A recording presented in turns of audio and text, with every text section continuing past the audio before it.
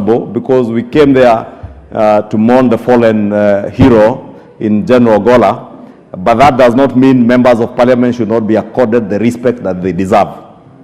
Indeed, not just in funerals. Funeral is a very solemn occasion, but even during National Day celebrations. Seats for members of parliament, and let me just say this so that the Ministry of Interior and those in charge of the protocol during national functions here, members of parliament seats ought to be reserved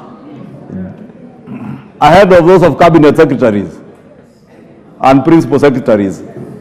I have seen in some occasions, Honorable Speaker, they even put seats of governors ahead of those of members of parliament. And Honorable Kimani will tell you, he did sponsor a bill in this house on the order of precedence.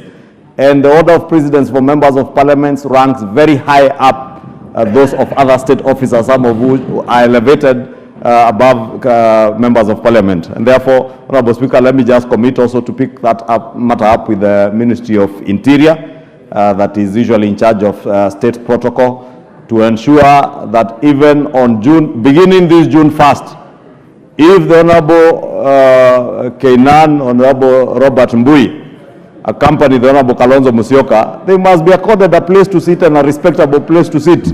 You do not expect the Honorable Robert Mbui to go and sit on the grass. And you know, the last time he tried to imitate people in some demonstrations, he broke his legs and he fractured his legs, Honorable Speaker. So you can imagine what would happen to Robert if he tried to sit where other members of the public. But as for me, Honorable Speaker, let me just for the record state, I am ready, I am willing to sit. Occasionally I will cede my own seat to members of parliament. I have attended functions, presidential functions, where I find the member of parliament, the area member of parliament, has not been accorded a good place to sit, and I offer and I cede my own seat, which will usually be very close to that of the president. I cede it to the area member of parliament to sit next to them. Therefore, again, let us not take some of these things too heavy in our hearts. All these positions, Honorable Speaker, are transitory. I am leader of majority today, tomorrow I might not be. Those who are cabinet secretaries today, tomorrow they might not be. Therefore, let us also have some humility in service. We are all at the service of the people that we serve, and we must put service ahead of our own personalities and our egos. I know we all have different egos. We must put service at the core of our service to the nation, Honorable Speaker. I remain strong to serve. Ruku. Order. Ruku, very quickly, paraphrase your statement. Thank you, Honorable Speaker. I stand to request for a statement on measures being taken to boost the manufacturing sector in the country. Honorable Speaker, pursuant to the provision of Standing Order 44.2C, I rise to request for a statement from the Chairperson, Departmental Committee on Trade, Industry and Cooperatives regarding measures being taken to boost the manufacturing sector in the country. Honorable Speaker, the manufacturing sector is a critical cog in the wheel needed to drive Kenya to its ambitious goal of becoming a rapidly industrializing middle-income nation by the year 2030. Expansion in the manufacturing sector, it is imperative for the national development because of its ripple effect of spurring economic growth, the far-reaching benefits of the value chain, job creation, raising national revenue, raising the purchasing power, and enhancing the balance of trade, among others, cannot be overemphasized. In order for the country to achieve rapid industrialization, there is need to boost the manufacturing sector. Honorable Speaker, it's against this background I seek a statement from the Chairperson of the Departmental Committee of Trade on Trade, Industry and Cooperatives on the following. 1. What specific policies has the government put in place to promote local manufacturing and industrial growth in Kenya, including the mechanism put in place for monitoring and evaluating the effectiveness of the named policies? 2.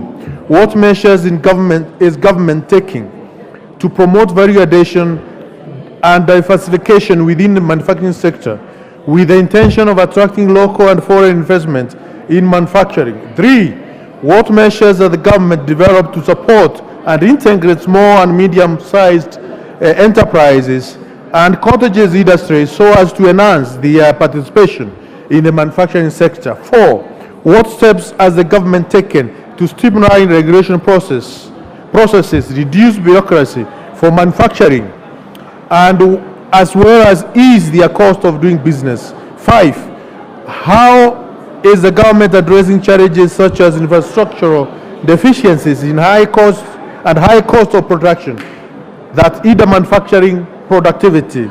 6, how is the government mitigating environmental concerns in order to ensure sustainable manufacturing practices? 7, what incentives are available to encourage innovation, technology, and the adoption of artificial intelligence within the manufacturing industry? And finally, 8, which strategies has the government implemented to ensure availability of skilled and unskilled labor for the manufacturing sector? I thank you, Honorable Speaker. And finally, No, you are breaching our trust. Gakuya, who is the chair of trade? Yes, Marian. First week after recess? Chair, give us the second week. Okay. Majority Leader? Before you make your Thursday statement, we'll go back to order number 5. Thank you, Honorable Speaker. Honorable Speaker, I beg to lay the following papers on the table of the House today, Thursday, May 2nd, 2024, afternoon sitting.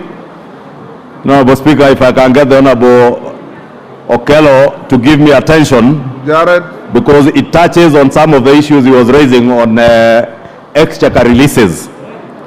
And this is a supplementary estimates too for the financial year 2023-2024 from the National Treasury and Economic Planning and the following accompanying documents. Financial year 23-24 supplementary estimates number 2, program-based budget. Financial year 23-24 supplementary estimates number 2, recurrent estimates. 3, the financial year 2023-2024 supplementary estimates number 2, development estimates volume 1, 2, and 3. And 4, statement on the financial year 2023-24 supplementary estimates number 2. Thank you, Honorable Speaker. I beg to lay. thank you.